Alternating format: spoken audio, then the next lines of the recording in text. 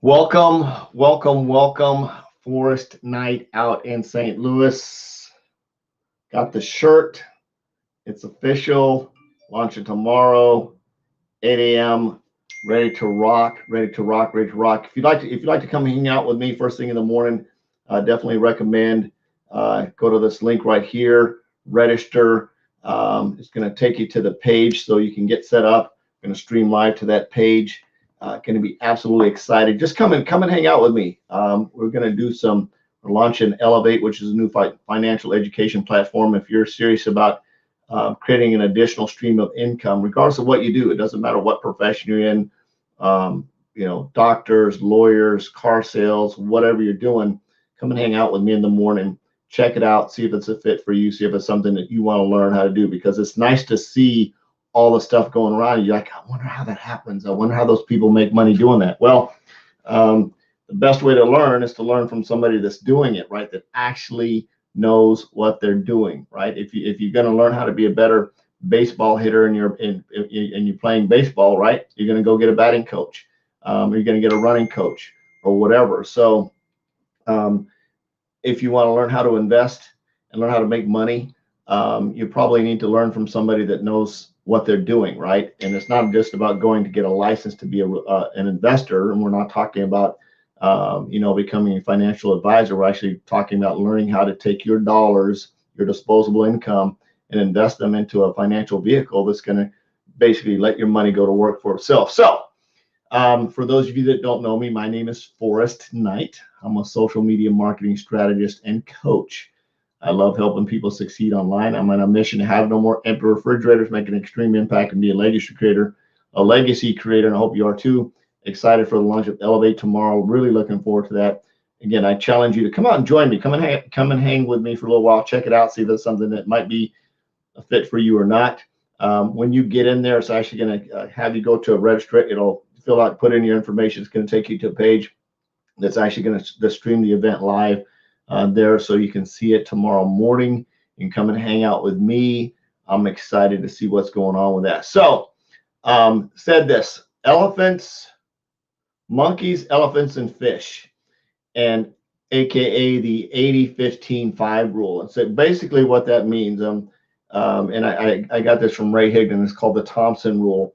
When you're building a team in an organization, and sometimes you ever hear something that somebody's teaching, and it's just like, stop telling people that.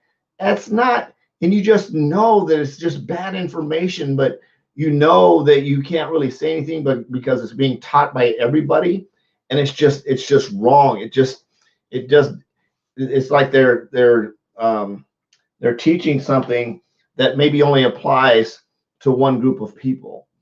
And when you're in business, and when you're building a sales team, and I learned this, right? I'm not an expert by any sense of the means, but I have the ability to step back and take a 30. That's one of my superpowers, is take a 30,000-foot view and look at stuff. That's why I can say I'm a strategist, because I can look at stuff and figure out how to make it work, right? And come up with ideas and say, okay, I can do this, I can do that, I can make that, I can tweak this a little bit, and it comes out, the results come out on the other end, which is pretty cool. And the cool thing about my superpower is I can teach someone else how to do it in a way that they understand and they can apply it, right? So that's a coach. A lot of people says, well, those who coach or whatever, I don't know what that is, right? Some of the greatest football coaches in the world never stepped a foot on the field. So I'm going to just put that right there. You can argue that till all day long. Some of them just have the ability to see where they can help people improve. So saying that to say this, when you as a leader put information out that's only focused on say the 5%ers, right? The 5%ers, typically you don't have to train them anything. You hand them the ball, boom, they're off and running, they score a touchdown. It's your elephants and fish. The elephants and fish are the ones that you got to really talk to, because they're going to be the core base of your business. You think about it as if everybody was monkeys, nothing would ever get sold, right? Nothing would ever get done if everybody was monkeys, because you would have no customers. Everybody would just be getting more monkeys and more monkeys and more monkeys. And you need elephants and fish to support your organization. You need the 80%ers and the 15%ers. You need the people that just want to come and hang out. You need the people that are going to be consistent customers. You're going to need people that are just going to buy the product because they like the product, they like the service or whatever. So you need to have those types of people on your organization, your team, to be able to have a large organization. So how do you communicate with them? How do you provide a system that's duplicatable? One is don't set really unrealistic expectations up front. Don't tell the brand new person when they come in they've got to enroll X number of people in a certain amount of days. Even if your intention isn't bad, you know, like, oh my God, if they do enroll those number of people in a certain amount of days, then their business is going to blow up. What happens to the person who isn't mentally tough enough to understand that when they go out and they haven't made it in the first couple of days and enroll those number of people, how is their ego going to be tested? Are they going to be able to hang around? Are they a strong enough elephant? Are they strong enough fish to stay in the game and go, oh yeah, I'll get my 2 eventually, or I'll get my 10 eventually, or I'll get my 15 eventually, or I'll get whatever number it is, right? They're eventually going to get them. But if you put out a system that says, hey, I got to do this many in this certain amount of time, what does it do for the people that aren't seasoned enough, that aren't strong enough to realize that it's okay? Are they going to quit? Is your organization have people coming in one end and going out the other end faster than they're getting started? It's probably because you're teaching the system. Or maybe you have a core group of people that you're teaching the system to, but they're not doing it, right? So is it truly something that's achievable?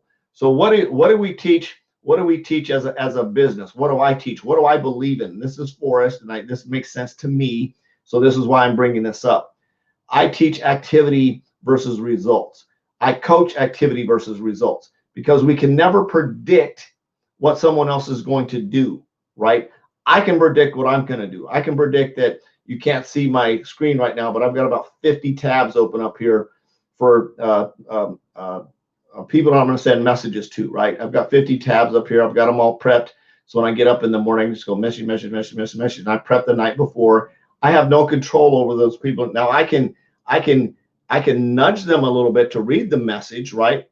And I can send, and I can comment on their timeline and get engaged in their timeline and say, hey, PS, check your inbox. I sent you a message. It may be in your other folder too, right? I can encourage them. I can push them a little bit to get to the message. Well, when they get to the message, I can't make them take any activity on it. They might read it. They might respond. They might not respond, whatever. I can't control how they're going to respond. All I can control is me, the message that I'm putting in the inbox, the message that is across the top of my tabs. Like I've got all these tabs open up here, and I've got the tabs open so I can send message. And I have a system that where right before I send that message, I knock on their door and say, hey, I just sent you a message. And I do that by engaging on their timeline and let them know, blah, blah, blah. And I don't send a friend request because I don't want everybody on Facebook to be my friend. That's sort of creepy when somebody sends me a friend request. I see it coming all day long. They send me a friend request.